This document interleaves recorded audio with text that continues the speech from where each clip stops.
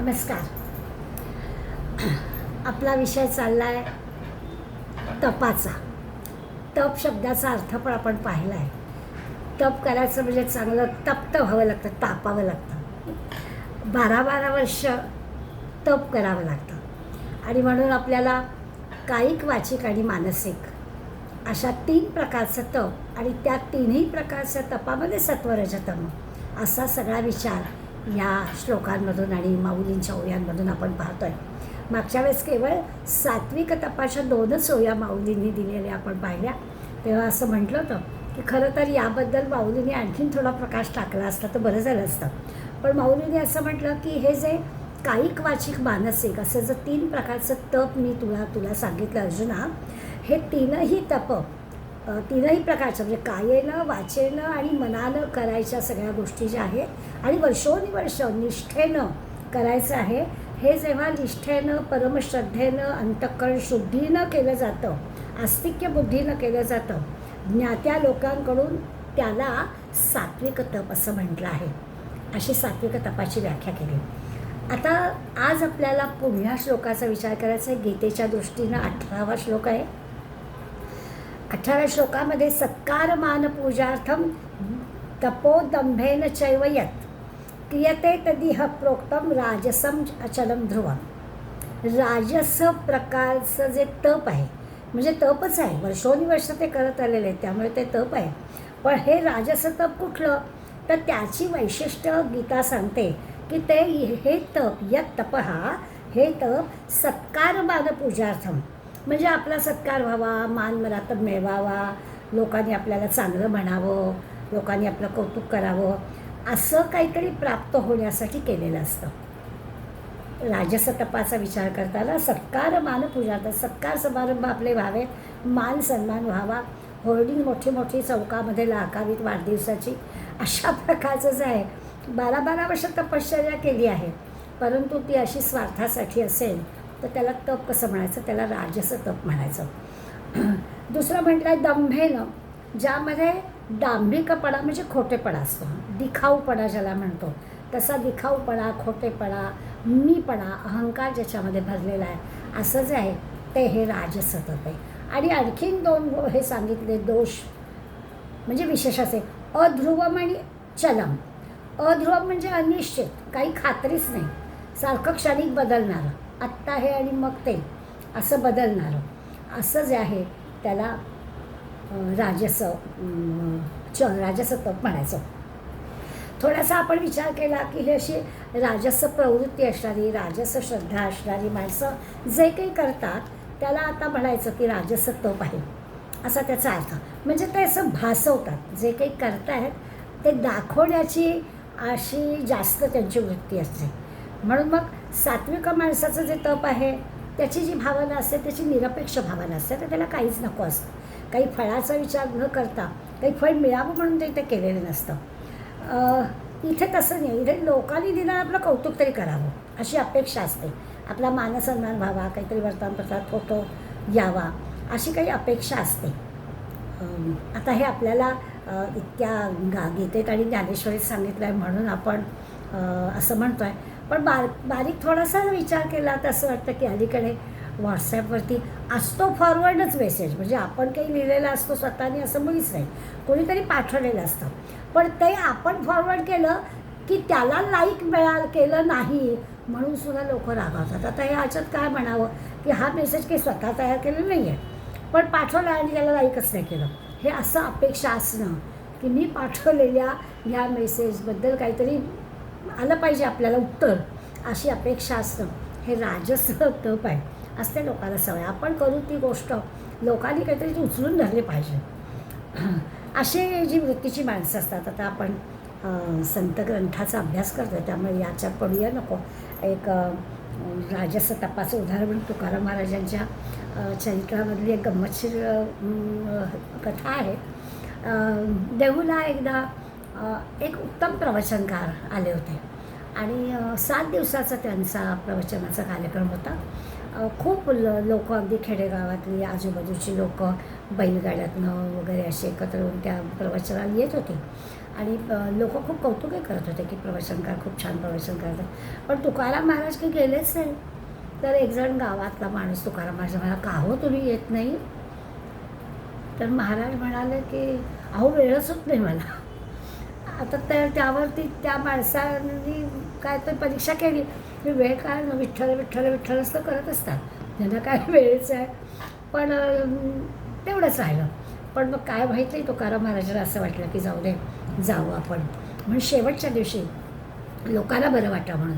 संतांची सगळी कामं कशी असतात, आपल्याला काय हवं याच्यासाठी असतात. इतरांना त्याचा आनंद मिळणार असेल तर जावं. 4 लोक म्हणतील की एवढा गावामध्ये कार्यक्रम आणि महाराज वळले पण नाहीत, बुवा आले पण नाहीत असं म्हणतील ना. म्हणून तुकाराम महाराज शेवटच्या दिवशी अगदी पुढे जाऊन बसते. त्या प्रवचनकाराची एक अशी छान सवय होती, ते स्टेजवर येऊन आधीच बसायचे, लोक यायच्या आधीच बसायचे आणि ध्यान असतं अगदी, चेहरा गंभीर आणि डोळे मिटलेले, आणि ध्यान करून मग ठराविक त्यांची वेळ झाली की मग ते बोलायला सुरू करायचे. फार सुंदर प्रवचन करायचे, लोक अगदी खुश व्हायचे.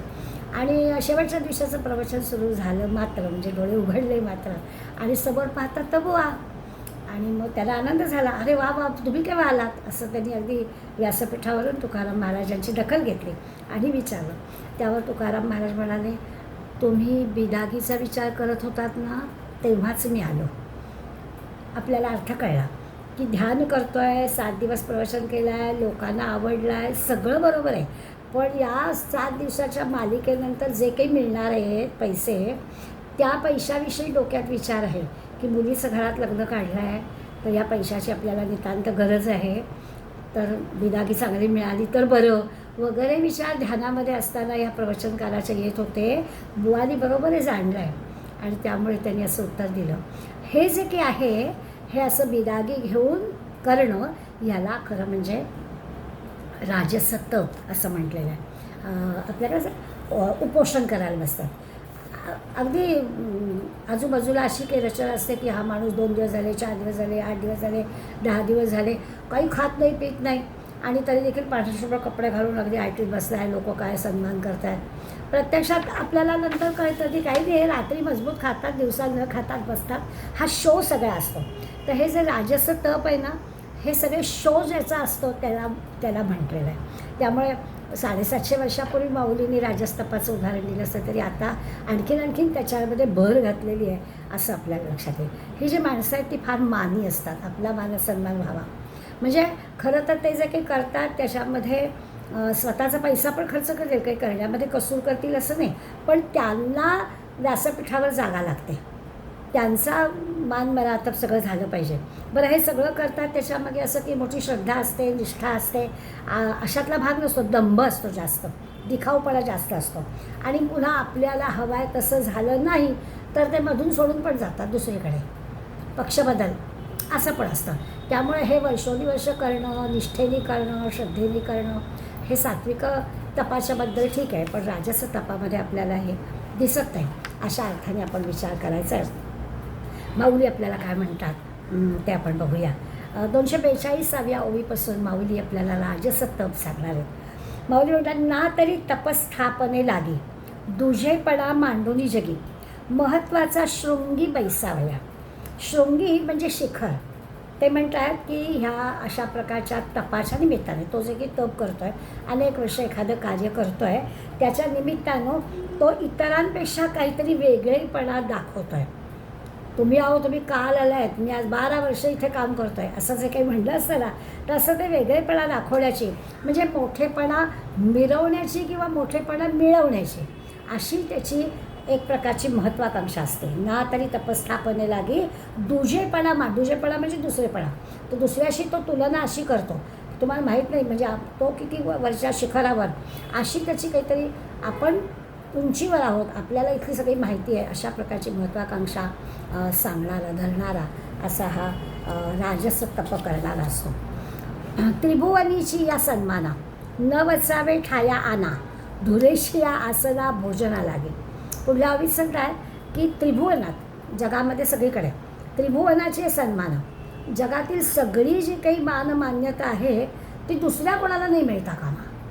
न वचावे ठाया आना, आना म्हणजे अन्य कोणाला मिळता कामा, मलाच जो काही मान सन्मान आहे तो मला मिळाला पाहिजे, अशी त्यांची धुरेची या असं म्हणजे अग्रभागी धुरा म्हणतो ना, जबाबदारी धुरा, तसं म्हणतात की त्या आपल्याच वाट्याला यावी सगळी अशी त्याची इच्छा असते.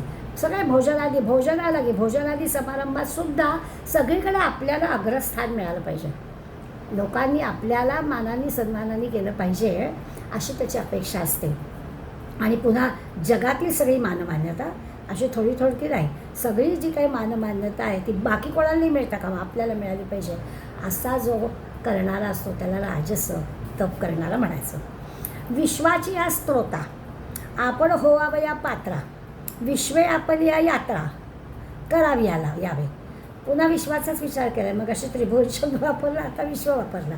सगळ्या जगात, सगळ्या त्रिभुवनात, सगळ्या जगात काय स्त्रोता आपली स्तुती करावी. त्रिभुवनात सगळीकडे आपल्यालाच मान मिळावा, इथे सगळीकडे विश्वात आपली स्तुती करावी. आपण होऊ नये आपली पात्रता दाखवतो, म्हणजे मीच कसा योग्य आहे, मीच कसा श्रेष्ठ आहे, माझ्यासारखा मीच, अन्य नाहीच कोणी. आणि विश्व आपल्या यात्रा करावी यावी आणि विश्वाने आपल्याकडे, सगळ्या लोकांनी आपल्याकडे यावं अशी तो इच्छा करतो. त्याचं हे असतं की आपल्याला जो काही मान सन्मान मिळायचा तो लोकांनी आपली स्तुती करावी, लोकांनी मान द्यावा, लोकांनी आपल्याकडे यावं, लोकांनी आपल्या भेटीला यावं अशी याची अपेक्षा असते. म्हणजे पुलंचं वाक्य आपल्याला आठवतं, फोटोला खायला आधी, फोटोला मधी आणि कामाला कधी मध्ये, असा हा राजस असतो. दाखवायचं काम करतो आहे मी, आज 12 वर्ष इथे झटतो आहे, पण त्या सगळ्या प्रसिद्धीच्या हवेत आपला स्वार्थ कसा आहे ह्याच्यासाठी तो काम करतो. त्या कामामध्ये निष्ठा, श्रद्धा, पुढे आपल्याला पाहायचं आहे तेव्हाही काम सोडून पण निघून जातो. मग कुठे गेली तुझी निष्ठा? तुझं इतके वर्षोनिवर्ष इथे काम करतो आहेस तर ती निष्ठा कुठे गेली? झाला असेल काही अपमान, झालं असेल काही कमतरता, पण निष्ठेने मी इथे राहील असं का नाही म्हणत? तर तसं तो म्हणत नाही, कारण तो राजस तप करणार आहे. लोकांची या विविधा पूजा, आश्रय न धरावया दुजा, भोग भोगावे ओझा महत्त्वाचे. आता म्हणतात लोकांची हवी, लोकांच्या नाना प्रकारे लोकांनी आपलीच पूजा करावी, आपल्यालाच मोठं मानावं. लोकांची या विविधा पूजा, लोकांनी नाना प्रकारे आपली पूजा करावी. आश्रय न धराव्या दुजा, म्हणजे इतरांच्या आश्रयाला जाऊ नये, इतरांना चांगलं म्हणायचं काय ते मलाच म्हणायचं अशी वृत्ती. पुन्हा भोग भोगावे ओझा, सगळा मोठेपणाचा भोग आपण भोगायचा, आपल्यालाच मिळाला पाहिजे अशी ज्याची इच्छा असते तो जो आहे तो राजस तप करणारा आहे. अंग बोलून माखुनी टपे, रिकावया आपण पे, अंगहीन पडपे जिया परी. आता हा जो दृष्टांत दिला आहे ना तो समजून घ्यायला पाहिजे. ते म्हणतात एखादी कमतरता असेल ती झाकायची असेल तर ती झाकण्यासाठी जसं एखादा माणूस काहीतरी करतो, जे काही कमी आहे त्या कमीवरती काही ते झाकण, म्हणजे माऊलीने उदाहरण दिलं आहे की जर कुरूपता आहे तर ती कुरूपता झाकण्यासाठी काहीतरी थाटमाट केला जातो, असा केला. अंगहीन म्हटलं, अंगहीन म्हणजे कुरूप, आणि पडपे म्हणजे ती कुरूपता जाण्यासाठी थाटमाट करणं. हे जसं करतो तसं ते म्हणाले विकावया आपण पे, खरं स्वरूप झाकायचं. आपला जे काही तप ज्याला म्हणताय तप करतो आहे तो तप राजस तप करणारा खरं स्वरूप झाकून टाकतो आणि प्रसिद्धी मिळावी म्हणून आणतो.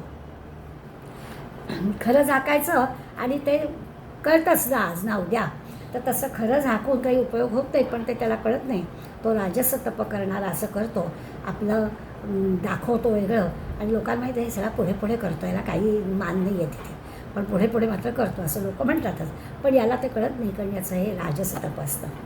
हे असो धनमानी आस, वाढवणी तप की जे सायास, तेच तप राजस बोली जेगा. याला राजस तप का म्हटलं ते आणखीन दिलं आहे की धनमानी आस, धनाची आस असते, मान सन्मानाची पण आणि धनाची पण. मान सन्मान पण मिळाला पाहिजे, पैसा पण मिळाला पाहिजे, आणि यासाठी जो वाढवणी तप की जे सायास करतो, पैशासाठी मानासाठी विविध प्रकारचे प्रयत्न करतो, आणि तेच तप राजस, त्याला राजस तप म्हणायचं.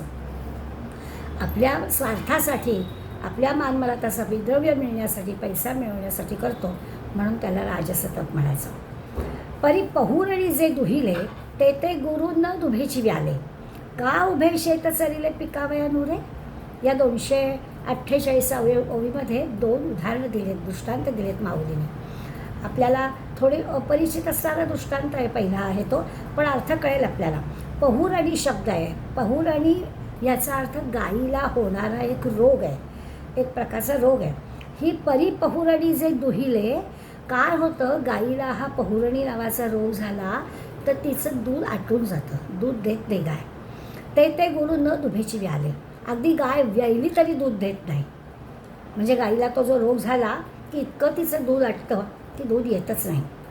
किंवा दुसरं उदाहरण दिलं आहे, का उभे शेत चालिले पिकावया नुरे, किंवा शेतात उभं पीक आहे पण गुरांकडून ते सगळं खाल्लं गेलं, म्हणजे नीट निगा राखली गेली नाही, कुंपण नीट घातलं गेलं नाही, तर काय घडेल, तर गुरं शिरतील आणि त्या शेताची वाट लावून टाकेल. मग कुठून धान्य मिळणार? बहुरणी नावाचा रोग झाला तर दूध कसं मिळणार? किंवा नीट कुंपण वगैरे घातलं नाही तर शेतातलं पीक हातात कसं येणार? तैसे त्याप्रमाणे फोकारिता तप की जे साक्षीप ते फळी तव सोप निश्चयच राय. तसं प्रसिद्धीसाठी जे तप केलं जातं त्यातून काही फळ मिळत नाही. 2 उदाहरणं अशी दिली की असा रोग झाला तर त्या गाईकडून काही मिळत नाही. गुरं शिरली शेतामध्ये तर धान्य मिळत नाही. तसं होतं की काही मिळावं त्यासाठी, प्रसिद्धीसाठी म्हणून जर काही तप केलं तर त्यातून काही फळ मिळत नाही, उलट तप सगळं व्यर्थ जातं. फुकाचे कष्ट होतात, काहीच त्याच्यातून निष्पन्न होत नाही. दोन्ही उदाहरणं दिल्यावर आपल्याला ते पटलं की ही त्याची सगळी मेहनत वाया जाते. केवळ मान मला तर मिळावा, स्वार्थीपणा, धन मिळावं, काहीतरी मिळावं याच्यासाठी ते केलेलं असतं, त्यातून काहीही मिळत नाही. ऐसे निर्फल देखोनी करिता माझारी सांडी पांडुसुता, म्हणून नाही स्थिरता तपायया. आणखी या राजस तप करणाऱ्या माणसाची आणखीन काय गडबड होते पांडुसुता? अर्जुना, तप तर फळाला येत नाहीच, निर्फळ देखोनी करिता, निर्फळ होतं, तप तर फळाला येत नाही. आणि आणखीन माझारी सांडी म्हणजे तो ते मध्येच सोडून देतो. करतोय तर तिथे पण निष्ठा नसल्यामुळे तो तिथे चिकटून बसत नाही की झालं, नाही मिळत आहे, मान मला तर नाही आहे, फळ मिळत नाही आहे, पैसा मिळत नाही आहे, पण मी सोडणार नाही असं तो म्हणत नाही. तो अर्धवट सोडून येतो. माझारी सांडी पांडुसुता असं मध्येच सोडतो. म्हणून नाही स्थिरता तपाया. मग त्याच्या या तपश्चर्येला, त्याच्या या कष्टाला, त्याच्या या प्रयत्नाला काही स्थिरताच राहत नाही, काहीच उपयोग होत नाही. म्हणजे स्थिरता जर नसेल, जसं असतं ना की नर्मदा परिक्रमा ही एक मोठी परीक्षेची गोष्ट आहे. म्हणजे अनेक आपण नर्मदा परिक्रमा करणाऱ्या मंडळींची मुलाखती ऐकल्या असतील, पुस्तकं वाचली असतील. एक वंदना फडके म्हणून परिचित आपले आहेत, त्यांच्या यजमाने सांगितलं की येऊ दे अडचणी, आता तू ठरवलं आहेस ना, आता तू पूर्ण करूनच ये. त्यांच्या मुलाखतीत त्यांनी सांगितलं होतं. याचा ही जी निष्ठा आहे ती राजस तपाची निष्ठावाल्यांची निष्ठा कमी पडते. सात्विक तपाची असते की ठीक आहे, आपण जे ठरवलं आहे त्याच्यात अनंत अडचणी येतील, पण आपण काही त्या मानासाठी, सन्मानासाठी मीच काय ती परिक्रमा पूर्ण केली, कुणाला जमलं नाही ते मी केलं, असं काही नाही आहे. तुझी इच्छा आहे, तू ठरवलं आहेस, तू जातेस. त्यांच्या यजमानांनी त्यांना खूप आधार दिला आणि त्यांनी सांगितलं, मुलाखतीत त्या सांगत होत्या की ते म्हणाले की लागू दे, तुला कदाचित जास्त दिवस लागतील, काही हरकत नाही, पण तू मनाने ठरवलंस ना, तो पूर्ण कर. असं जे की आहे ते सात्विक आहे. पण नुसतंच आपलं बोलबालाच करायचं असेल तर कसं होणार? त्यामुळे स्थिरता नसेल, माघारी अर्धवट टाकून येणार असेल तर त्याला राजस तप म्हणायचं. येळवी तरी आकाश सांडे, जो गरजेनी ब्रह्मांड फोडे, तो अवकाळू मेघ काय घडी राहत आहे. पुढे आणखी दृष्टांत देतात की एकदम काय होतं, आकाशामध्ये व्यापून ढग येतात, आकाश मांडी, आणि नुसता गडगडाट होतं. अगदी इतका गडगडाट करतात, पाऊस नाही, नुसता गडगडाट. अकाली येणारा जो ढग असतो नुसता म्हणजे फार काळ तो टिकत पण नाही, येतो आणि गरजून जातो. संस्कृत सुभाषित आपण शिकलो शाळेमध्ये, शरदी न गरजती, गरजती वर्षास्तु विश्वनो मेघा. आकाशातले ढग शरद ऋतूतले जे असतात ना, नुसता गडगडाट करतात, पाऊस नाही पडत. वर्षा ऋतूमध्ये ते गडगडत नाही, पाऊस पडतात. आता पुढल्या ओळीकडे जायची आज आवश्यकता नाही आपल्याला. त्याच्यात सुभाषितामधल्या पुढल्या ओळी दिल्या की सज्जन काय करतात, कुरुते, बोलत नाही, आणि दुर्जन काय करतात, बोलतात, करत नाही. तो राजस त्यातलाच आहे असं म्हणायला हरकत नाही. की त्यांचं असं होतं, अवकाळू आलेल्या मेघासारखे, नुसता गडगडाट, प्रत्यक्ष कृती काहीच नाही. तैसे राजस तपजे होये, ते फळी कीर वांझ जाये. वांझ जातं म्हणजे वाया जातं. हे जे राजस तप आहे त्याला फळ तर येत नाहीच, म्हणजे वांझ जातं म्हणजे फळ येत नाही. आणि पुन्हा अखेरपर्यंत पुरंही होत नाही. परी आचरणी दोहे निर्वाहाचे का, पुढपर्यंत जातच नाही, मध्येच सोडून जातो ना, असं घडतं. आता तेची तप पुढती तापसाची ये हथिती पै परत्रा आणि कीर्ती मुकोनिकीचे. आता याच्या पुढे जे मी तापस रूप पण तुला सांगणार आहे, हे झालं राजस. सात्विक असं 2 ओव्यात सांगून टाकलं की निष्ठा पाहिजे, श्रद्धा पाहिजे, निर्फळ फळाची आकांक्षा नको, असं सात्विक तप. राजस तपात सांगितलं की हे असं असेल, अर्धवट सोडतोय, मान मला तर पाहिजे, पैसा पाहिजे, सन्मान पाहिजे, अशांची काही राजस तप काही खरं नाही. आणि आता मी आणखीन तुला पुढं सांगणार आहे की ह्या राजस तपासारखी कीर्ती मिळवण्याचा पण काही शक्यता नाही आणि फळ मिळण्याची पण शक्यता नाही. तामस जे तप सांगणार आहे ना, त्या तामस तपाच्या बाबतीत तुला मी सांगतो की ते आता तेची तप पुढती तामसाची हिती पै परत्रा म्हणजे दुसऱ्याला, परलोक म्हणजे दुसऱ्यासाठी, आणि कीर्ती म्हणजे लोकांना पण त्याचा उपयोग नाही, स्वतःची पण कीर्ती होत नाही, वायाच जातो. असं हे तामस तप आहे. त्याची पण छान छान उदाहरणं देऊन माऊली आपल्याला सांगणार आहे. त्याचा गीतेचा श्लोक आहे, मूढग्राहेण आत्मनो यत् पीडया क्रियते तपः परस्योत्सादनार्थं वा तत्तामस दुरात्. तत्तामस उदाहरतं म्हणजे तामस तप कशाला म्हणतात तर मूढग्राहेण म्हणजे मूर्खपणानं, हट्टीपणानं जे केलेलं असतं त्याला तामस तप म्हणायचं. आत्मना पीडा म्हणजे स्वतःला त्रास देऊन ते केलेलं असतं. आत्मना पीडा म्हणजे स्वतःला त्रास. ते जे तप करणं आहे ते मोठं आनंदाचं, समाधानाचं किंवा असं करण्यामध्ये जरी किती कष्ट असते ते त्या कष्टामध्ये आनंद वगैरे असं काही नसतं. तर आत्मना पीडया स्वतःला त्रास देऊन, मन, देह, वाणी यांना सगळा त्रास देऊन केलेलं असतं. पुन्हा परस्य म्हणजे दुसऱ्याचं सुद्धा अनिष्ट करण्यासाठी ते केलेलं असतं. म्हणजे आपल्या स्वतःला तर त्रास असतोच, दुसऱ्याचं अनिष्ट व्हावं, दुसऱ्याचं वाईट व्हावं यासाठी ते केलेलं असतं. म्हणून त्याला तामस असं तप म्हटलेलं आहे. बघा बरं, कायेनं, वाचेनं आणि मनानं 3 प्रकारचे आपल्याला आधीच प्रकार सांगून टाकले तपाचे. कायेनं आणि वाचेनं आणि मनानं, निष्ठेनं, श्रद्धेनं केलेलं सात्विक तप आपण पाहिलं. केवळ मानसन्मान मिळावा यासाठी कायेनं, वाचेनं, मनानं केलेलं राजस तप आपण पाहिलं. आता कायेनं, वाचेनं, मनानं, कायेनं करायचं आहे दुसऱ्याला त्रास होणारं, बोलायचं सुद्धा दुसऱ्याला त्रास होणारं, आणि मनात सुद्धा तोच विचार की दुसऱ्याचं कसं वाईट करायचं. हीच सगळे आज जे पाहतोय ना आपण, रोज आपल्याला इतकं वेगळं वेगळं मनाला क्लेश होतील असं ऐकायला मिळतं की दुसऱ्याला त्रास होईल असं लोक आपल्या बुद्धीचा वापर का करतायत असं आपल्याला वाटतं. आजच अगदी अंगावर काटा येणारा एक व्हिडिओ पाहिला, लगेचच डिलीट करावा असं वाटला की हे असं का बरं करत आहे. साध्या पेनासारख्या एक वस्तू आहे आणि त्याला हात लावू नका, रस्त्यात पडलेलं दिसलं, कोणी द्यायला गेलं घेऊ नका.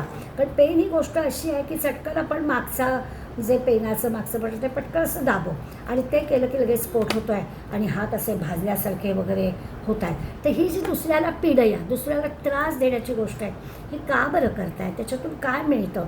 पण हे तामस, शोध लागणं, ही बुद्धी अशा वाईट गोष्टींसाठी खर्च करणं, हे सगळं म्हणजे माऊलींनी दिलेले दृष्टांत आपण पाहणार आहोत. त्या दृष्टांतात ह्या गेल्या 750 वर्षात मी आता अलीकडे विज्ञानाने जे शोध लावले यांनी आणखीन जणू काही बहरच घातले असं वाटतं. सगळं यात पीडया, दुसऱ्याला त्रास आहे. आत्मना हा पीडा आहे, स्वतःला त्रास आहेच आणि दुसऱ्यालाही त्रास देणं असं जे आहे. आता इथे काही नाही, म्हणजे सात्विक माणसाची ती परमश्रद्धा तीही नाही. इथे राजस माणसाचा तो मान, सन्मान, सत्कार ठीक आहे बाबा, त्यांनी केला आहे तर त्याला द्यावा, तेही इथे नाही. या तामसाला हट्टाने, अगदी मूर्खपणाने, अविचाराने, अविवेकाने केलेली गोष्ट जी आहे. बरं, पुन्हा असं आहे की आपल्याला काय जमणार आहे, आपल्याला काय झेपणार आहे, दुसऱ्याला कसं ते सुखाचं होणार आहे, हा विचारच नाही. असं जे आहे हे तामस तप आहे, याचा विचार करायचा.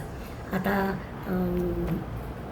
पुन्हा असंच आहे की आध्यात्मिक ग्रंथ, संतांचे ग्रंथ वाचतो आहे तर आपण आपले यातले दृष्टांत किंवा यातल्या गोष्टी बघूया.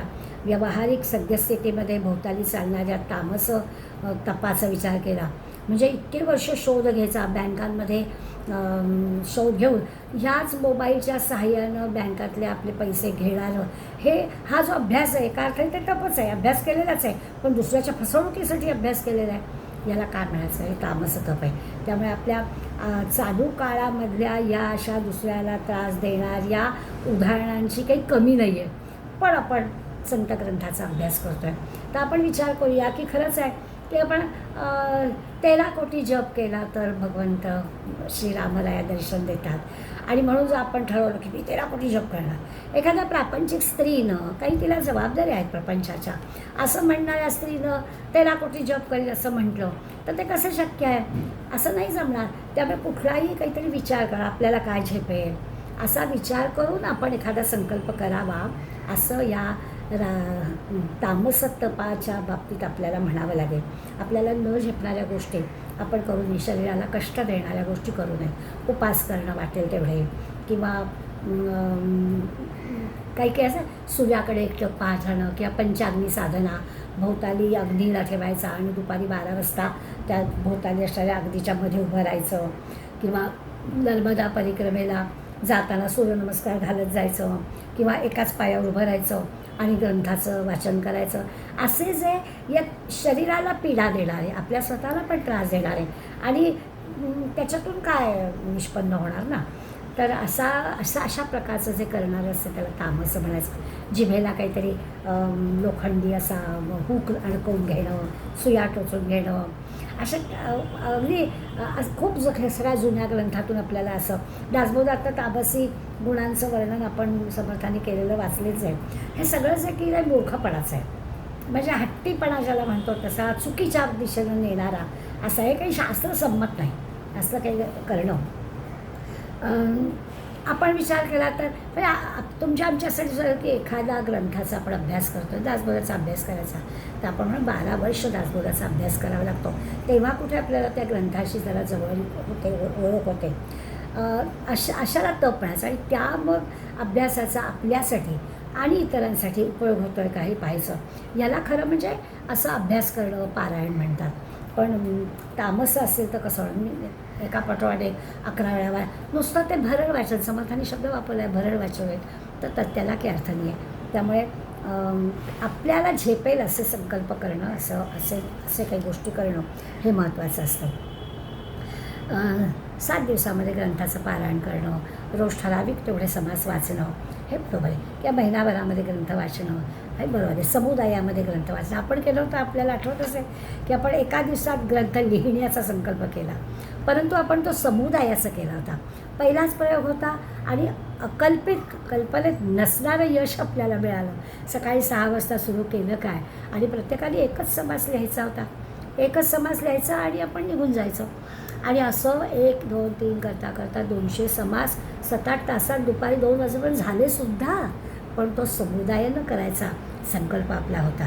पण आपण जर म्हटलं मी एकटीनं इतक्या ठराविक दिवसामध्ये तो ग्रंथ लिहीन तर नाही शक्य, असं पण आपण विचार करतो ना.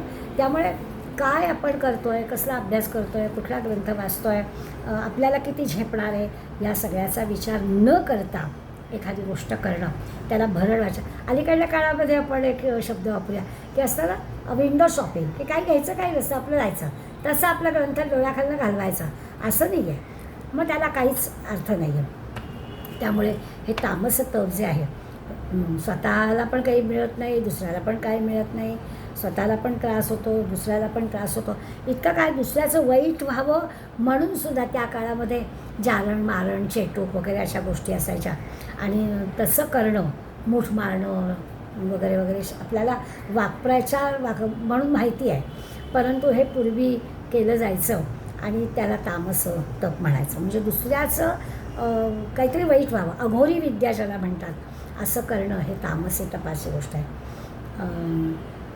जोग महाराजांच्या बाबतीमध्ये त्यांच्या चरित्रामध्ये उल्लेख सापडतो. जोग महाराज तब्येतीनं चांगले होते. एकदा त्यांना कळलं की कोणीतरी काहीतरी अघोरी विद्या असणारा चेटूक करणार आहे. आणि जोग महाराज तब्येतीने चांगले होते, त्यामुळे त्यांच्याबद्दल काही नाही. त्याला जर कळलं की हा माणूस चुकीचं काहीतरी वर्तन करतो आहे, चांगला हातात दंडुका घेऊन आले आणि म्हणाले तू जे हे असे अघोरी विद्येचे प्रयोग केलेस आणि असं तुला करायचं असेल तर कर, पण गव्हर्नरवर कर ना. आपल्याकडे त्यावेळेला ब्रिटिशांचं राज्य होतं, आपण पारतंत्र्यात होतो.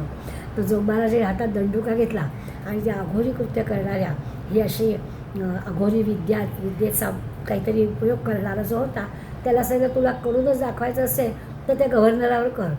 म्हणजे काही मारून मिळून टाकल्यापेक्षा तुझ्या अघोरी विद्येचा उपयोग तिथे कर, तुझी हिंमत असेल तर. तर असं तुझ्या विद्येचा उपयोग असं दुसऱ्याला त्रास होण्यासाठी का करतो. आता झोंबाराजांची हिंमत अशी होती की त्यांनी त्याला सांगितलं बघू तरी आपण की तुझ्या विद्येचा उपयोग होत असेल तर असं कर. आपण भावार्थ रामायण जे नाथांचं पाहिलं तेव्हा आपण पाहिलं होतं की तो इंग्रजीत जो होता त्या इंग्रजितांनी जमिनीखाली भुयारामध्ये गुहेमध्ये जाऊन कालीमातेची घोर तपश्चर्या केली होती. आणि कशासाठी केली होती तर रामलक्ष्मणाला मारण्यासाठी. त्यामुळे दुसऱ्याला त्रास देण्यासाठी आपली काहीतरी क्षमता वाढवणं आणि त्याच्यासाठी काहीतरी घोर तपश्चर्या करणं याला तामस तप म्हणायचं. हे असे शक्तीचे जे प्रयोग आहेत ते तामस शक्तीचे प्रयोग आहेत. दुसऱ्याचे घात करणारी ती शक्ती आहे. माऊली 254 या ओळीपासून आपल्याला ह्या तामस तपाबद्दल सांगतात. आपण पाहूया. केवळ मूर्खपणाचा वारा जीवी घेऊनी धनुर्धरा, नाम ठेवी जे शरीरा वैरी याचे. माऊली म्हणतात अर्जुना, केवळ मूर्खपणाचा वारा मनामध्ये भरवायचा आणि स्वतःच्या शरीराला पण कष्ट द्यायचे त्याला तामस म्हणायचं. नाम ठेवी जे शरीरा वैरी याचे, शत्रुवत कष्ट. म्हणजे शत्रूला कष्ट देतो तसं आपल्या स्वतःला कष्ट, स्वतःच्या शरीराला कष्ट द्या हा मूर्खपणाच आहे. की आपण जे करतोय त्याचे आपल्या शरीराला किती कष्ट होत आहेत. तसं मग अशी म्हटलं असतं ना, त्या पाठीला काय हुक टाकायचा किंवा जिभेला काय सुया टोचायच्या, हे सगळे शरीराला कष्ट देणारे प्रयोग आहेत. तर हे असं करणं म्हणजे मूर्खपणा आहे. शत्रुवत आपल्या स्वतःला कष्ट करून घेणं. ते पण उदाहरण मग अशी पंचाग्नीची दंडगी खोलवी जाती शरीरा लागी, का इंधन की जे आगी आतुरावी. मग ते म्हणतात इंधन की जे आगी काय होतं, हे जे शरीर आहे ते जणू काही लाकूड आहे असं मानायचं. आणि मग त्या लाकडाला अग्नीचा स्पर्श झाला की काय होणार तर त्याला मानायचं लाकूड. आणि त्या लाकडाला सर्व बाजूनी धग द्यायची, चारी बाजूनी मानायचं शरीराला लाकूड. आणि मग चारी बाजूनी अग्नी तयार करायचा आणि डोक्यावर पण सूर्य, दुपारची 12ची वेळ. अशाला पंचाग्नी हे म्हणतात. अशा ठिकाणी तामस करणारं जे आहे त्याला तामस. तिथं काय चारी बाजूने, आता सध्या आपण उन्हाळ्याचा त्रास सहन करतो आहे, दुपारी 12 वाजता बाहेर जाऊ नका. दुपारच्या अगदी 10 ते संध्याकाळी 5 वाजेपर्यंत प्रयत्नपूर्वक घरात राहा.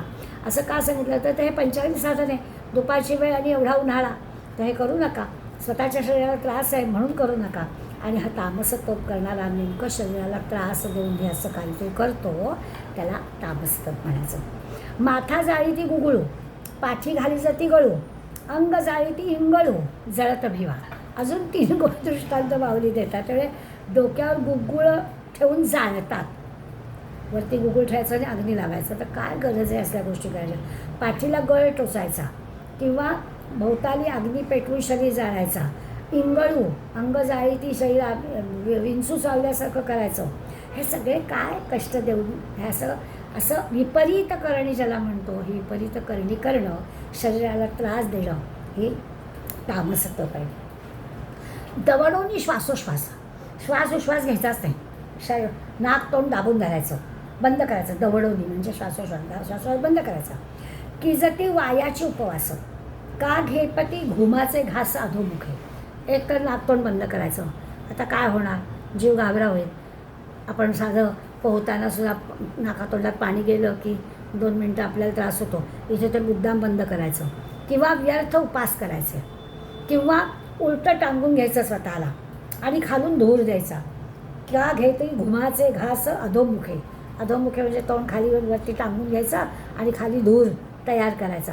हे असलं जे कृत्य आहे हे अघोरी कृत्य आहे. आणखीन पुढे उदाहरण देतात. हिमोदके आकंठे, खडके सेवी जाती तटे, जितया मांसाचे चिमुटे तोडी ती जेतं. म्हणजे खरंच त्या काळात अशा अघोरी काही गोष्टी करत असतील म्हणून माऊलींनी उदाहरणं दिली. आपल्याला नुसतं वाचून सुद्धा अंगावर काटा येत आहे. हिमोदके आकंठे म्हणजे आधीच थंडीचे दिवस आणि गळ्यापर्यंत आकंठ थंड पाण्यामध्ये बसायचं, थंड पाण्यात उभं राहायचं. आकंठे हिमोदके. किंवा खडके सेवी जाती तटे, किंवा तटावर म्हणजे नदीच्या किनाऱ्यावर तप्त झालेला खडक आहे त्या कातळावरच झोपून जायचं, म्हणजे खाली तापलेला खडक वरती सूर्य असं बसायचं, किंवा शरीराच्या मांसाचे लचके तोडायचे. हे काय असं विपरीत आणि अघोरी करणं आहे. याला काय तप म्हणायचं का? मग हे तप जर असेल तर त्याला तामस तप म्हणायला. ऐसी नाना परी हे काया घाय सुता पे धनंजया तप कीजे नाशावया पुढीला ते. अर्जुना, हे असे जे शरीराला नाना प्रकारचे क्लेश देऊन केलेल्या गोष्टी असतात ना, दुसऱ्याचा घात व्हावा म्हणून केलेला आहे, म्हणजे तो हेतू मनात ठेवून केलेला असताना त्याला तामस तप म्हणायचं. अंग भारे सुटला धोंडा आपण फुटोरी होय खंडखंडा का आड जारी ते रगडा करी जायचा. या ओवीत माऊली सांगतात काय घडतं. कल्पना करा की वरती डोंगराच्या वरती आपल्याच अंगभारे वजनाने पर्वतावरून एक असा मोठा दगड सुटला तिथून आणि तो धडधड धडधड धडधड खाली येतो आहे. तो वर्ण इतका खाली वेगात येतो आहे, उतार आहे, त्या मोठा धोंडा हा जो वर्ण खाली येतो तो वरून येता येता दुसऱ्या दगडावर आपटून आपटून तुकडे तुकडे होतातच त्याचे.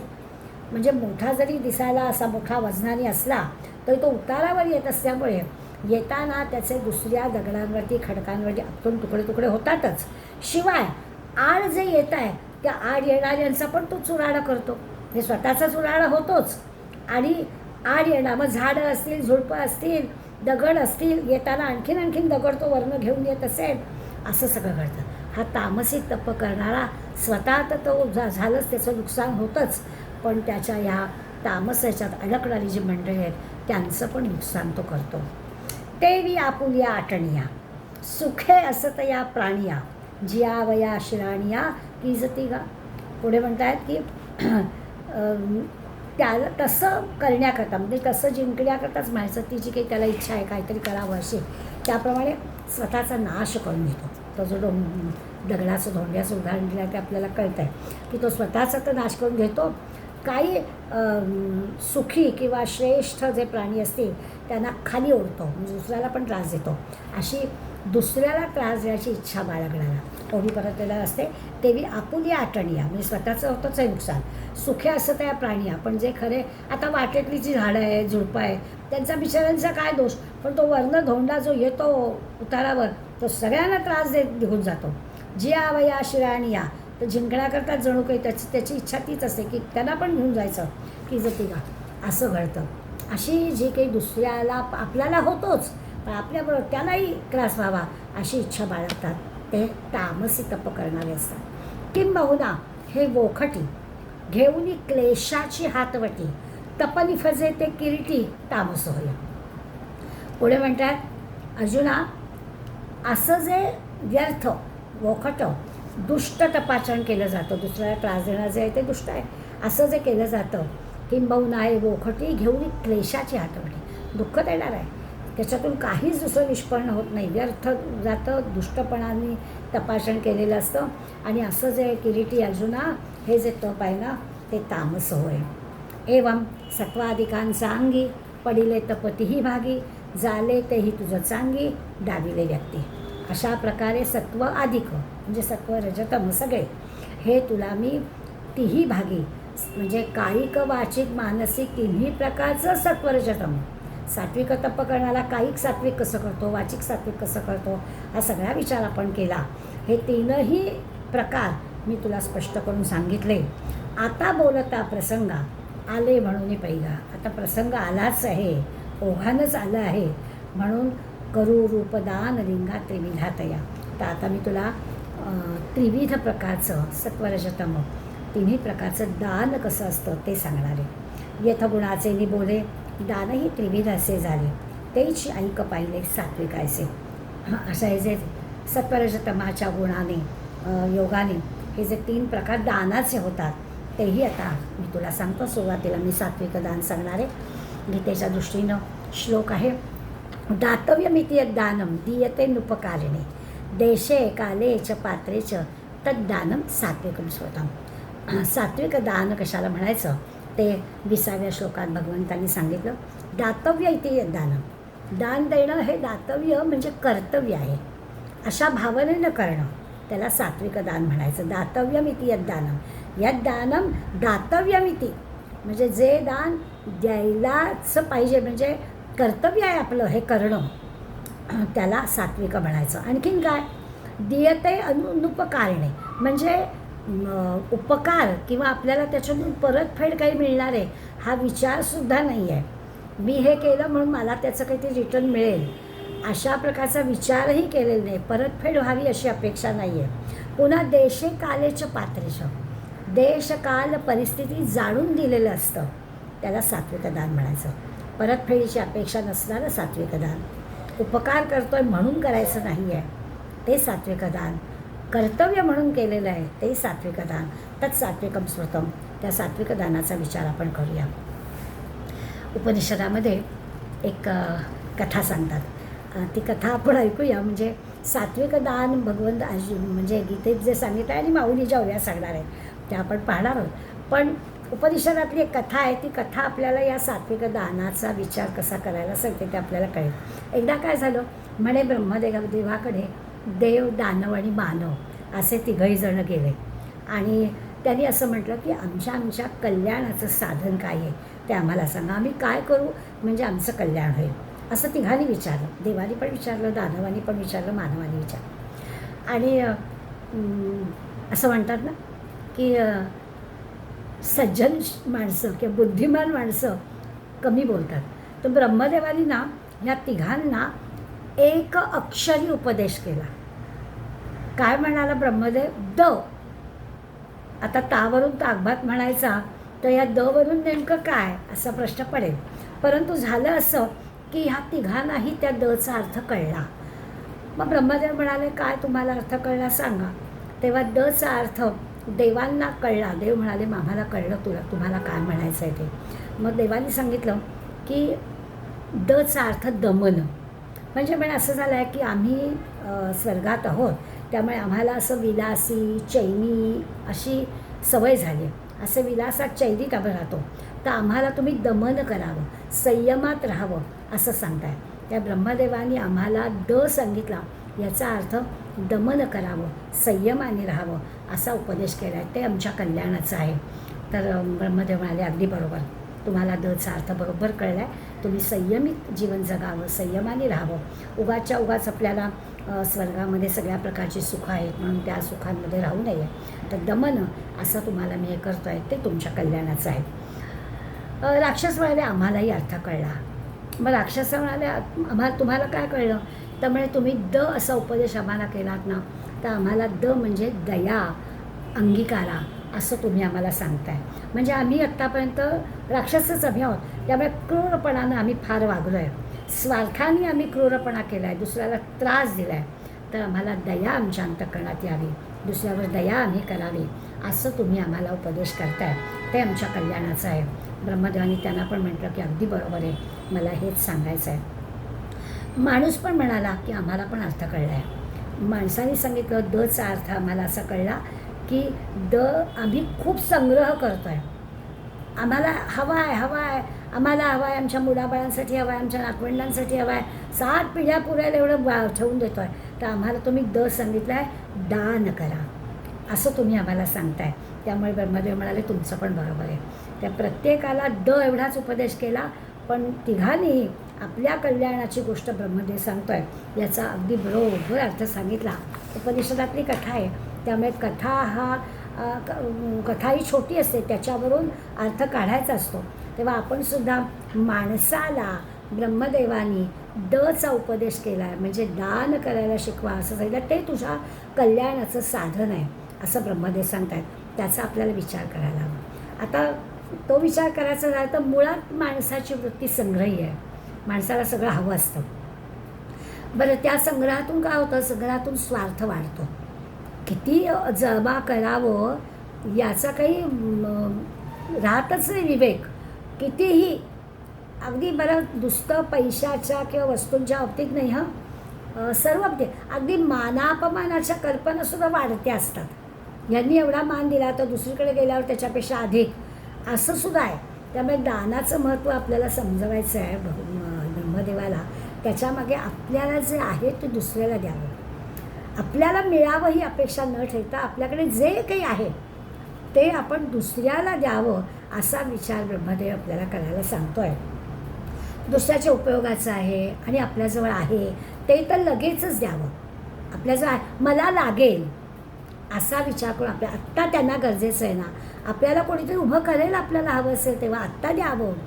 असं खरं म्हणजे या शब्दातून, दान या शब्दातून माणसाला वागायला सांगितलेलं आहे. आपण आता सत्वरजतमाचे दानाचे तिन्ही प्रकार पाहणार आहोत, तेव्हा आपल्याला अधिक त्याच्यावरती प्रकाश पडणारच आहे. पण आपण दान शब्दाचा अर्थ काय की माझ्याकडे एखादी वस्तू आहे आणि आत्ता ती दुसऱ्याला अगदी गरजेची आहे, तर पटकन ती द्यावी, मला लागेल कधीतरी असा विचार करणं चुकीचं आहे. कधी कधी आपल्याला वाईट वाटतं. उन्हाळ्याचे दिवस आहेत, बसमधला प्रवास आहे, पाण्याची बाटली आपल्या पर्समध्ये आहे, शेजारच्या आयुष्यावरचं पोरगं रडतं आहे, पाणी हवं आहे, पटकन काढून देण्याची का वृत्ती माणसाची नसते. त्यावेळेला आपल्याला वाईट वाटतं की अरे मला लागेल, उन्हाळ्याचे दिवस आहेत, मलाही अजून लांबचा प्रवास आहे, अरे का असा विचार, होईल काहीतरी व्यवस्था, आत्ता ते बिचारायला तहान लागले ना, दे ना काढून. असा जो काही विचार आहे तो भगवंत आपल्याला करायला सांगणार आहे. सात्विक दानापर्यंत येईलच. दुसऱ्याच्या उपयोगी पडावं, केवळ आपलाच विचार करू नये, हे सगळं याच्यातून शिकायचं आहे. पुन्हा ज्याला आपण ते देतोय ना त्याला ते उपयोगी पडलं पाहिजे ह्यासाठी पण आपलं लक्ष पाहिजे, याचा पण आपण विचार करावा. म्हणजे वरदानंद भारतींनी दादांनी एक अनुभव सांगितला आहे, सत्य गोष्ट सांगितली आहे, हकीकत सांगितली आहे. ती वाचली ना की आपल्याला असं वाटतं की असं हो, आपल्या हातून सुद्धा कधीतरी असा विचार होत नाही आहे आणि तो व्हायला हवा. म्हणून हा बारीकसा प्रसंग आहे. एक दिवस असं झालं, रात्री 9-9:30ची वेळ होती. सोसायटीमध्ये एका बाईने रस्त्यावरती भीक मागणाऱ्या बाईला आमटी आणून तिच्या याच्यात वाढली, काय दिली असेल डब्यामध्ये भरून. आता ती आमटी तिला कोणी दुसऱ्या दिवशी गावाला जायचं होतं, फ्रीजमध्ये पण ठेवून उपयोग होणार नव्हता आणि मग ती वाया जाणार होती. तर रात्री 9-9:30ला रस्त्यावरती कोणतरी मिळेल म्हणून तिने आणली आणि ती आमटी दिली. आणि मग ती गेली सोसायटीतली बाई निघून, तुमच्या माझ्यासारखी जी कोणी होती ती. आणि दादा येत होते, तर त्या भिकाऱ्या बाईने जिला दिलं होतं त्या बाईने ती आमटी गटारामध्ये ओतली. दादांचं लक्ष गेलं. दादानी पाहिलं आणि त्या भीक मागणाऱ्या बाईला विचारलं की का गं ओतून टाकलीस तू, म्हणजे क्षणभर आपल्याला काय मस्ती आली ही असं होईल. पण तिने काहीतरी वेगळंच उत्तर दिलं आणि दादांनी आपल्याला त्याच्यातून बोध घ्यायला सांगितला आहे. दादाबाईने तिच्या उत्तराने माझ्या लक्षात आलं, आपले डोळे खाडकन उघडले. ती म्हणाली या बाईची उद्या सकाळी आमटी खराब होईल म्हणून तिनं मला दिली, दुसऱ्या दिवशी खराब होईल म्हणून दिली, परंतु बरोबर पोळी भाकरी काहीच दिली नाही, नुसत्या आमटीचं मी काय करू. म्हणजे दान ज्याला द्यायचं आहे किंवा वस्तू ज्याला काही द्यायची आहे त्याला काय उपयोगी पडणार आहे याचा विचार करावा. मग दादा पुढे म्हणतात की काही नाही, अगदी नसली आमटी पोळी भाकरी तर एक पिशवीमध्ये थोडेसे पोळी तरी द्यावे की बाई गं तो त्या आमटीत घालून खा बरं का, असा तरी विचार करा. दुसऱ्याला जे देतो आहे ते देताना त्याला ते उपयोगी पडलं पाहिजे. माझं वाया जात आहे म्हणून देतो आहे हा जरी भाव असला तरी ते दुसऱ्याच्या उपयोगी पडतं आहे का हे पण विचार केला पाहिजे, तर त्याला दान म्हणायचं. आणि ते दुसऱ्याच्या कल्याणाचं आहे, दुसऱ्याच्या हिताचं आहे, तर त्याला सात्विक पण म्हणायचं. अशा प्रकारचा बारकाईनं विचार दादा आपल्याला करायला सांगतात. द्यायचं हे तर कर्तव्य आहेच, कर्तव्य भावनेनंच करायचं आहे, कारण दातव्यमिती दानम असाच गीतेमध्ये सांगितलं आहे. देणं हे आपलं कर्तव्यच आहे. ज्याला द्यायचं त्याला ते उपयोगी पडलं पाहिजे, ज्याला द्यायचं त्याला तो समाधान आहे. मी कदाचित मागे बोलले पण असेल, काही काही गोष्टी आपल्याला आयुष्यभर लक्षात पण राहतात. मी जेव्हा 2005ला इकडे डेबोनेरमध्ये राहायला आले तेव्हा आमच्या डेबोनेरमधल्या एका इमारतीत मी पाहिलं. आदल्या दिवशी रात्री खूप वेळपर्यंत घरात त्यांच्या बोलण्याचे आवाज होतो. काही खूप माणसं मंडळींना जेवायला बोलावलं असेल आणि हल्ली असं होतं की आपल्याला अंदाज जरा येत नाही किंवा लोक कधी कधी कमी येतात बोलावल्यापैकी, त्यामुळे बहुधा तिचं सगळं उरलं असेल. दुसऱ्या दिवशी तिने आमच्या चौकामध्ये ते फुलवाली बिलं बसतात त्यांना बोलावलं आणि सगळ्यांना सगळं गरम करून अन्न दिलं. ते मी पहिल्या मजल्यावरून पाहत होते. मला खरंच असं समाधान वाटलं की हे जे आहे ना हे मुखी लागणं आहे, हे दुसऱ्याच्या मुखी लागण्यातनं जो काही आनंद मिळतो, नाही तर आपलं फ्रीजमधलं काढलं देऊन टाकलं असं नाही. माझी त्यांना खाता आलं पाहिजे. हे जे की बारकाईने ज्याला देतोय त्याला ते किती उपयोगाला येणं, त्याच्या मुखी लागणं, त्याला त्याच्यातून आनंद मिळणं, असा विचार केला पाहिजे. दान दिल्यावर आपल्याला काहीतरी आशीर्वाद मिळणं अशी पण अपेक्षा नाही आहे. असं दान आहे हे बरोबरच आहे, माझं कर्तव्य म्हणूनच ते द्यायचं आहे. पण देताना हा विचार बायकांकडे ज्याला देतो आहे त्याला ते पुरेसं आहे ना, ते उपयोगी पडणार आहे ना, ते वाया त्यालाही उपयोग नाही, मला पण दिल्यासारखं असं तर होत नाही ना, की मला नको आहे म्हणून मी ते देते असं नाही ना. इतकंच कशाला, बारीक विचार केला तर दान दिल्यावर लिहून ठेवणं, हे लिहून ठेवणं हे कर्तव्य म्हणून जर आपण देतो आहे तर त्याची परतफेड आपल्याला नकोच आहे, कशाला पाहिजे लिहून ठेवायला, हा पण विचार करायला हवा. देशे कालेचे पात्रेश असं म्हटलं ना, स्थान वेळ योग्यता पाहून दान द्यायचे आहे. आणि अशा म्हणजे कोणी आलाय मागायला म्हणून देऊन टाकला असं नाही चालणार, तर खरंच आपण योग्य व्यक्ती आहे का, ते काम योग्य आहे का असं पाहून पण द्यायला सांगितलेलं आहे. आपलं कोणी येत आहे आणि दिलं आहे असं नाही, आपल्याला कळलं पाहिजे संस्था कोणती आहे, कार्य काय चाललं आहे, आणि मग आपण ते द्यावं असं पण आपल्याला सात्विक दानासाठी सांगणार आहे. गीता आपल्याला देशे कालेच्या पात्रेच्या योग्य माणसाला द्यायला सांगतात. दुसरं दान देणारा आणि घेणारा असताना ज्या वस्तूचं देणार ती वस्तू, देणारी व्यक्ती आणि घेणारी व्यक्ती हे सगळं महत्त्वाचं आहे. म्हणजे देणाऱ्याच्या मनामध्ये जसं मी दिलं हा भाव असता कामा नये, मी दिलं असं नाही म्हणायचं, तसं त्या वस्तूंबद्दलचं जे ममत्व आहे ते पण मनात असता कामा नये. म्हणजे मी दिलं असं असता कामा देण्याबद्दल झालं, आणि ती जी वस्तू दिली आहे तिच्याबद्दल पण ममत्व असता कामा नये, की ठीक आहे तिथे योग्य होती ती दिली, नाही तर आपल्याला ते सतत आठवत राहील ते माझं होतं आणि मी दिलं, माझं होतं आणि मी दिलं, असं नाही होता कामा. म्हणजे त्या दान म्हणताच येणार नाही. त्यामुळे वस्तूवरचं ममत्व पण गेलं पाहिजे आणि मी दिलं असा भाव पण असता कामा नये. दुसऱ्याला गरज आहे म्हणून दिला आहे असा भाव मनात पण असा, दुसऱ्याला गरज आहे ती गरज पुरती जाईल तर चांगलीच गोष्ट आहे, पण दिल्या वस्तूबद्दलचं ममत्व मात्र आपण काढून घेतलं पाहिजे. नाही तर होतं काय, प्रत्येक वेळेला आपल्याला ती वस्तू दिसली की मी दिली बरं का. अगदी देवाला आपण दिलेला एखादा दागिना आहे आणि आपण मंदिरात गेलो आहे आणि तो दागिना किंवा ते कपडे त्या देवाला घातले की लगेच आपण शेजारी उभ्या हे आहे ना, हे मी दिलं बरं का, असं नाही चालणार. दिलं आहे ना, ते पोचलं तिकडे, ते मी दिलं असं म्हणायचं, हे म्हणायचं नाही. तसं त्या वस्तूवरचं ममत्व पण आपण ठेवायचं नाही, असा म्हणजे तो उल्लेखसुद्धा करायचा नाही, असं पण ते सांगते. फार मोठी अवघड वाटणारी गोष्ट आहे बरं का, म्हणजे बोलायला सोपी आहे किंवा आपण म्हणू हो बरोबरच आहे, आम्ही नाही हो असं करत, असं पण कदाचित म्हणू, पण हे सहज घडतं असंही आपल्याला दिसतं. आणखी एक गोष्ट आहे, जे द्यायचं ती वस्तू आपली हवी, परस्पर नाही करायचं, दुसऱ्याची वस्तू तिसऱ्याला द्यायची, हे दान नाही होऊ शकत. म्हणजे श्रद्धेला द्यायचं आहे, समजून द्यायचं आहे, म्हणजे अशाही गोष्टी होतात की माझं नाहीच आहे पण आता काय माहिती नाही इथे आहे घेऊन टाका, हे काही दान नाही होत, असं आहे. तर दातव्यम देशे काले पात्रेच्या गीतेतले सगळे शब्द जे श्लोकातले त्याचा विचार केला तर दानाचं महत्त्व काय ते आपल्याला कळेल. जसं जन्मदाते किंवा आपले आईवडील, आपले गुरु किंवा शेजारी, समाज, सरकार या सगळ्याकडून आपण काही घेतो आहेच ना. आपण जन्माला आल्यापासून आपल्याला सगळ्यांकडून काय घ्यायचं, आईवडील, सद्गुरू, शेजार पाजार, बारकाईनं विचार करता आपल्या लक्षात येतं की किती किती लोकांकडून आपल्याला किती किती गोष्टी मिळतात, गणतीच करता येणार नाही इतक्या गोष्टी आपण घेतो. त्यामुळे हे सगळं ज्यांच्याकडून आपल्याला मिळालं आहे त्यांना देणं हे आपलं कर्तव्यच आहे. त्यामुळे दान शब्द जरी असा वाटत असला तरी ते कर्तव्य म्हणून जे करायचं आहे, कारण आपण ऑलरेडी घेतोच सगळ्यांकडनं. पैसा मिळवला पाहिजे, खर्चही केला पाहिजे, भोग घेतले पाहिजे, भोगातून निवृत्त पण होता आलं पाहिजे, असा विचार करायचा आहे.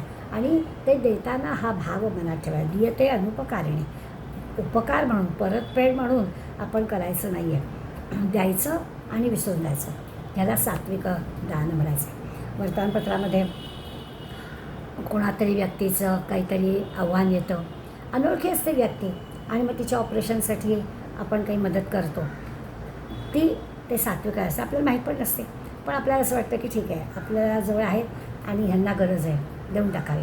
तिथे काही नाव गाव काही नसतं आणि मग आपण त्या याच्यावर करत असलो तर ते किंवा रक्तदान, देहदान, नेत्रदान, ह्या ज्या सगळ्या गोष्टी आहेत त्या गोष्टीसुद्धा निश्चितच कुणाला तरी त्याचा उपयोग होतो आहे. हे जे दान आहे ते दान हे सात्विक दान म्हणायला हवं. किंवा संन्यासी, संत, सत्पुरुष हे जे आपल्याला ज्ञान देतात त्यांना काहीच आपल्याकडून नको असतं आणि ते आपल्याला देतात. किंवा निसर्ग काही संकट येतात, त्या निसर्ग संकटामध्ये पटकन आपण आव्हान केलं की भराभर लोक मदतीचा हात पुढे करतात. असं जे काही असतं तेव्हा काहीच निरपेक्ष भावनेने करतात, त्याच्यातून काहीच आपल्याला परतफेड नको असते. त्याला सात्विक दान म्हणायचं. कारण आत्ता तो अडचणीत येतं, आत्ता आपल्याला उभं केलं पाहिजे हा भाव मनामध्ये असतो. असं श्रमदान असेल, या सगळ्यातून अनेक अनेक सात्विक दानाच्या गोष्टी आपल्याला कळतील. माऊलींनी 266 ते 284 अशा ओव्या आपल्याला या सात्विक दानासाठी सांगितले. आपण त्या ओव्यांचा अभ्यास पुढल्या वेळेला करूया. आज इथेच थांबूया. धन्यवाद.